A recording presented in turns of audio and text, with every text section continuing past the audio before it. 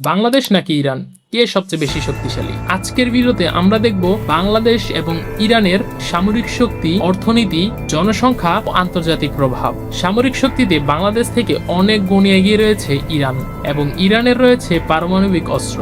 বর্তমান যুদ্ধে তারা আমেরিকার সাথে যে সাহসিকতা দেখাচ্ছে, এতে তারা খুবই প্রশংসনীয়। আর যদি বাংলাদেশের কথা বলি, তাহলে বাংলাদেশ বর্তমান পৃথিবীর পরিস্থিতি অনুযায়ী সেই রকম অবস্থানে নেই।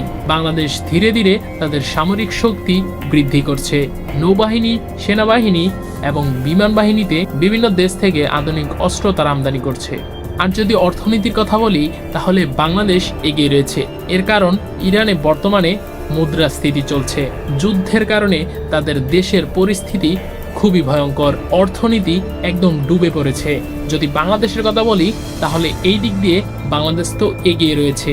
বাংলাদেশের রেমিটেন্স, গার্মেন্টস শিল্প এবং রপ্তানিতে অর্থনৈতিক আয় বিভিন্নভাবে বাড়ছে। এবং এই দিকের কথা বললে বাংলাদেশ অর্থনীতিতে এগিয়ে রয়েছে ইরানের থেকে।